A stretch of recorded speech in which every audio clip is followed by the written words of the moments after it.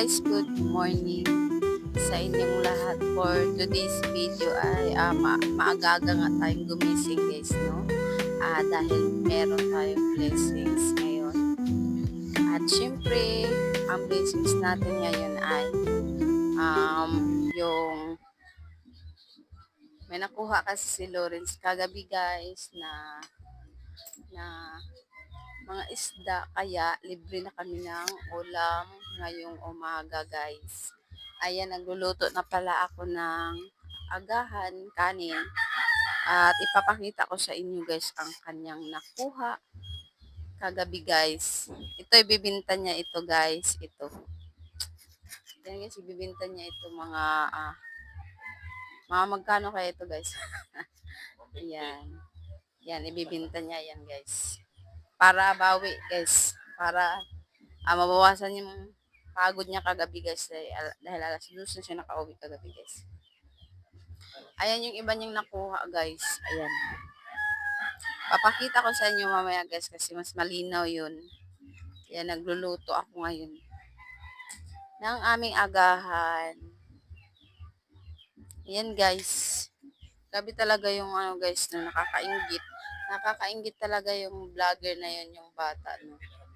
Dami-dami niyang, ang dami niyang views agad. Samantalang tayo nito.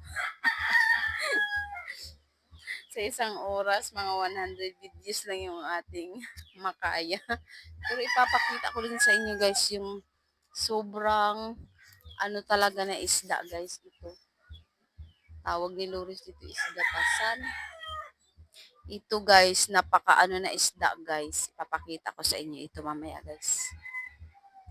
Yan, lalagay ko lang dito guys.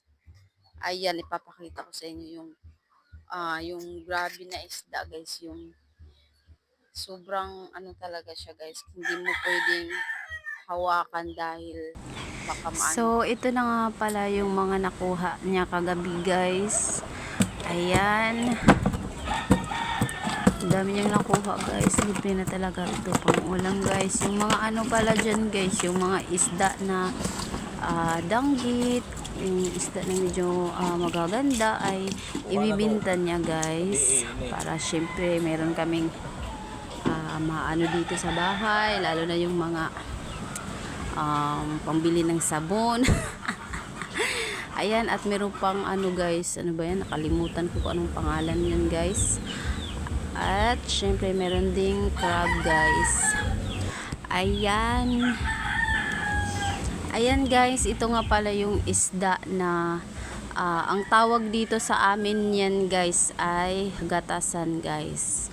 Ayan, kung pupunta kayo ng guys, kailangan yung mga tsinelas nyo guys ay hindi malambot guys ha. Hindi yung baka matinik kayo nito guys. Sobrang delikado kasi maaaring ma-hospital ka talaga guys kapag natinik ka ng isda na to guys. Hindi mo kasi ito namamalayan guys kasi yung itsura niya guys ay parang bato lang pero isda pala siya guys.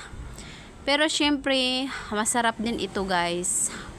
Hindi naman ito guys, kagaya ng ibang ng butiti na hindi makain, na makakalason, pero ito hindi guys.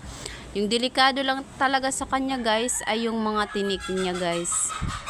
Ayan, uulitin ko ang pangalan namin dito guys ay gatasan. Iba yung itsura ng bantol guys, hindi ito bantol.